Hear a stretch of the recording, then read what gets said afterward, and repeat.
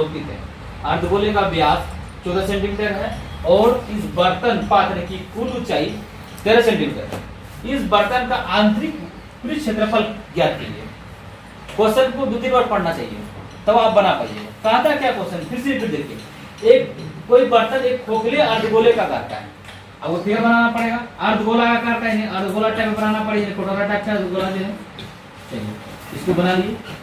इसके ऊपर क्या है, आकार का मतलब इस तरह आकार का है। इसके ऊपर एक खोखला बेलन अध्यारोपित है। इसके ऊपर एक खोखला बेलन है, बेलन इस पर है, अध्यारोपित मतलब पड़ा हुआ है।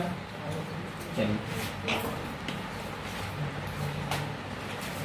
ये बेलन बना लीजिए, ठीक, इसके ऊपर बेलन, ठीक है। अब क्या बोलता है, अर्धगोले का व्यास 14 सेंटीमीटर। अर्धगोले का पूरा यहाँ से यहाँ जो व्यास होती है ये कितना है, 14 सेंटीमीटर।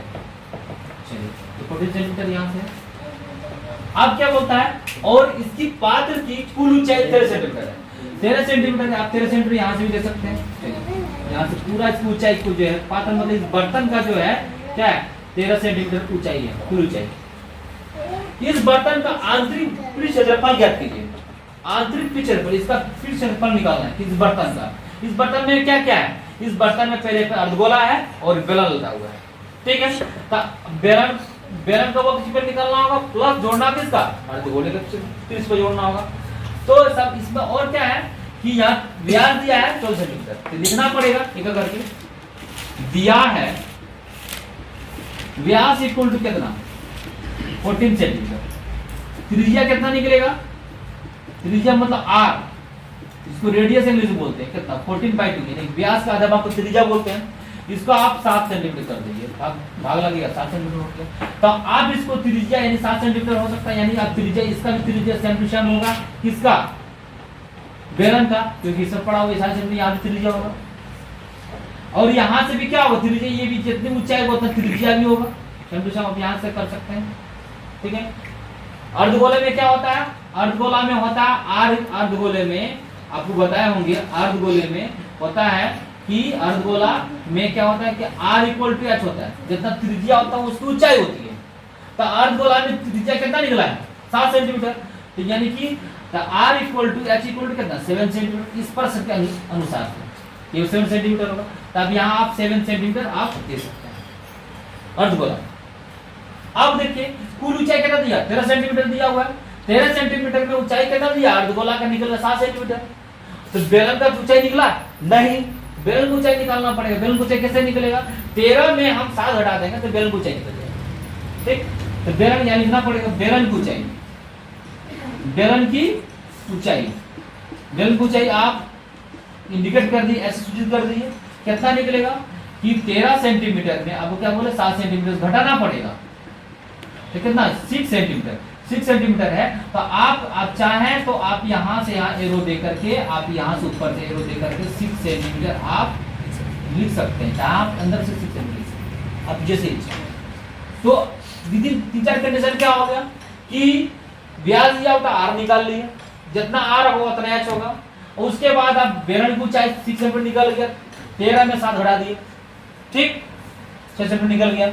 अब बोलता क्या है, इतना सब कुछ करने के बाद इस बर्तन का आंतरिक पृष्ठ क्षेत्रफल ज्ञात कीजिए। तो लिखिएगा कि बर्तन का आंतरिक पृष्ठीय क्षेत्रफल, आंतरिक पृष्ठ क्षेत्रफल क्या होगा, आंतरिक पृष्ठ क्षेत्रफल में क्या होगा, इसको थोड़ा मिटा देते हैं तो लिख पाएंगे सामने कि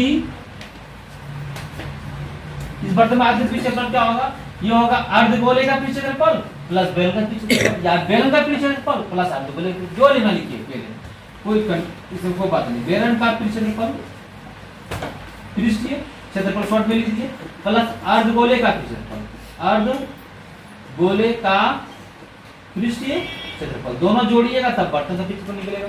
अर्धगोले का पृष्ठ क्षेत्रफल फॉर्मूला 2πr(h) होता है, और उसके बाद अर्धगोले का बेलन का पृष्ठ क्षेत्रफल 2πr(h) होता है, अर्धगोले का पृष्ठ क्षेत्रफल होता है 2πr² होता है, ठीक। अब इसमें होने के बाद इतना फॉर्मूला लिखने के बाद देखिएगा 2πr और 2πr² है, 2πr क्या कॉमन हो सकता है, 2πr कॉमन ले लीजिए तो h बचेगा, यहाँ r बचेगा, ठीक।